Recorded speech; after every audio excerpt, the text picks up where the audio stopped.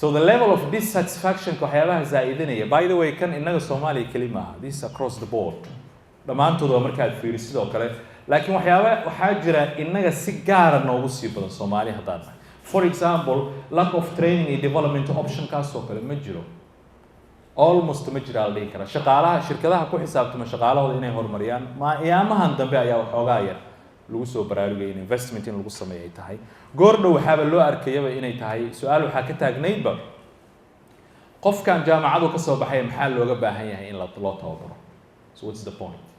Meesha adduunyada qofka PhD-ga haysta iyo meeshuu doonaa ku soo taqos marba haddii la qaato culture-ka meesha ka jira, normiskii iyo curfigii la isla soo gartay, waxa aan ka rabno inaan gaadhno waxyaabihii la soo barto waayaha shirkadu ay soo barteen, waxaasoo dhan in lagu tababaro ay tahay si up and running uu durba uu noqdo.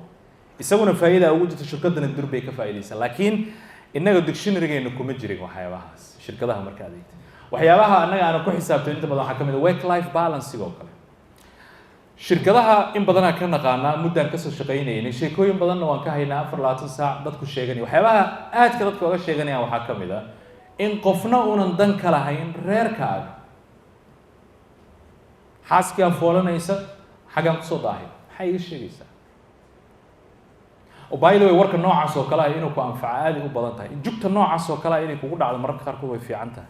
By the way shaqada geli doontaa ay hadaan aragtay ayuu gud kula dhacaya kuwana way ku badan yihiin suuqeena aad u badan yihiin dad aad kaaga liita oo haddana muxuu ahaa dabada qofka kaaga gelinay afar lan sax ku gabantahay adigu shaqada kaadiga riyada kada tiraahdo kaadiga ma walakin doonta hanci markaas oo kale cashir ka baro laakiin waxaad ku xisaabtantaa inay tahay meeshii la rabay inaad go'aan qaado. So these dissatisfaction levels waxyaabaha zaa'idinaya reasons ay ka mid tahay. Waxay la fiiri marka haddii saas ay tahay labadooda aan isku bardhigno employee-ga iyo muxuu ahaa entrepreneur-ku haddaad eegtid casaanka mid waliba waa inta culays uu marayo. inta aan ku hormarnay entrepreneur-ka culayskiisa markaad fiirisid horta waa inuu isaga isu shaqeeyaa, cid uu sugaya lama arko. riyooyinkiisa isagaa dhisanaya, dhaqaalihiisa isagaa la rabaa sare inuu qaado, isagaa la rabaa inuu noqdo qof xor oo iskontaroola.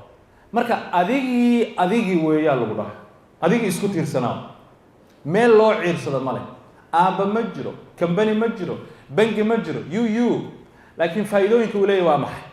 isagaa ka shaqaysan kara inuu riyooyinkiisi gaaro, naftiisa inuu edbiyo waa u sahlan tahay, isagay u taallaa. riski weyn uu qaadan karaa ilaa hadduu doono uu qarqado, haba ku dhinta hadduu doone, xabsiba ha u galo, feel free saas kale. Okay, ilaa iyo ugu dambeyntii oo ah waxyaabaha uu leeyahay waa maxay marka? boqolkiiba boqol safe ninkaas maba noqonayo, never settles down. So next, because isagaa abuuranaya wixiis, kuma xirna qof kale. niyo maxaan sameeyaa ma jirto. Isn't that beautiful? soo ma qurxoona marka alaabtaada ay gacantaada ku jirto oo lagu leeyahay riyadaada qoro, ka shaqee, tawakkul markaad ku dartidna kaba fiican. dhinaca kale fiiri marka employee-ga work for someone else. waxyaabuu ku raaxaystaan kuu sheega qofka shaqaalaha, qof kalu horta u shaqeeyaa wuuna ku raaxaystaa. casaankiisa ma aha taas, cagaarkiisa wey. build your boss's dream. riyada uu dhisayo tiisi ma aha, guddoomiyaha shirkadaas riyadiisu dhisaya, wuu ku raaxaystaa. try to climb the ladder. jaranjaradu rabaa inuu soo koro, deputy hebelow official, deputy hebelow la dhaho, maalinta ugu dambaysa la dhaho yes ana la dhaho. soo soco. work to live on the weekend. jimco allowna gaarsiiyay uga dhaganta isaga, neeftaa ku dhagan, jimcooyinku fishaa. kan cagsigiisa fiiri, work to live jimco waa u sabti, sabtina waa u jimco. this is the guy loo baahay. ninkaas jimcooyinku sugi laaya because ciyaalkeena is salaamay maalmahan dhanba, iyagoo jiifuus tagaa, iyagoo jiifuus soo kacaa. xanuunku waa badan yahay. so gabadh iyo wiil labadan gacmood oo iska fahamsan tahay, ciddii doonta ha ahaato, no matter who you are, waxaad u baahan tahay inaad balance garaysid, decision aad ka qaadatid, go-aanka aad qaadanaysa adaa iska leh.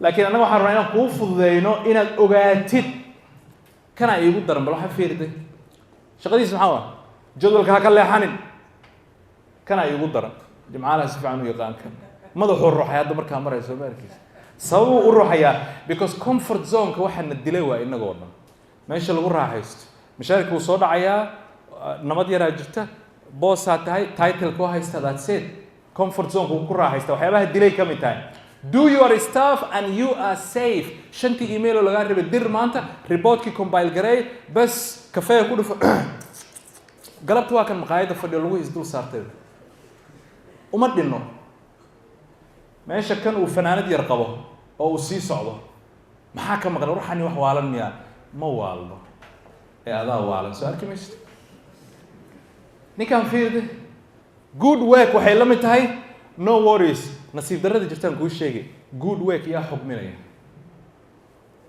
another guy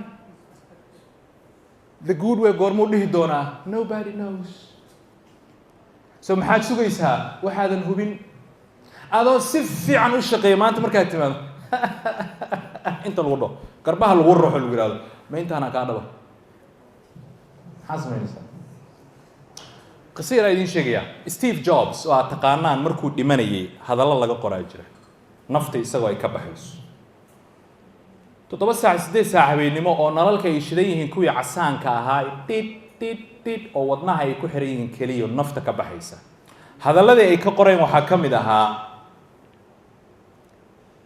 in lagu dadaalo inay tahay dadka in la xiriiriyo inuu ka shalaysan yahay waqtigiisii oo shaqaalaha la soo qaatay hadduu jaanis u heli lahaa si ka duwan sidii hore inuu ula dhaqmi lahaa hadalladii ay ka qoreen ka mid tahay dadkii yaqiinay Steve Jobs oo la soo shaqeeyay hadalkaas gadaal ay u celiyeen 30 sano oo Steve Jobs oo shaqeynaya ku fiiriyeen wuxuu sameyn jiray fiiriyeen waxyaabaha uu sameyn jiray waxaa ka mid ahaa wuxuu aad ula shaqeyn jiray developerska dadka programmerska oo code ka qora marka shaqo u dirayaa isagu waa designer isagu waa fikru keenaya waa qof oo innovator wuxuu leeyahay waxaan u baahanahay waxaas in la sameeyo wixii bay qaadayaan iyagu technically way dabaqayaan way soo dadaalayaan way imaanayaan marka ay keenaan iyagoo laga yaabo inay ku soo bixiyeen 100 saacadood oo energy ah intuu dhageystaa wuxuu ku leeyahay is this all you came up with waxaad intaad ku rafaadsanay intaana keentay batankaas meesha aad saarteen muxuu sameynaya kii u shir maxaad ish that is stupidity at best you doqonnimo meesha ugu dambayso وكنت تمنجري programmers ولذلك هذا ونعباين نعبا وما هالنعباني what can you do about Steve Jobs ما حكى قبل كرتها انت اللي شغينيس هل ننا اللي يراه هل نن out of hundreds of thousands of people هل ننا اللي شيغا انه هيستي كلسوني دي سبقل كيو بقلا ونيكا او chief designer كا جوني ايف نيكا بريتش كاها design gareeyay Mark iyo Apple products code is this issue of focus. Steve was the most remarkably focused person I've ever met in my life, and the thing with focus is it's not sort of like this thing you aspire to or you decide on Monday, you know what, I'm going to be focused.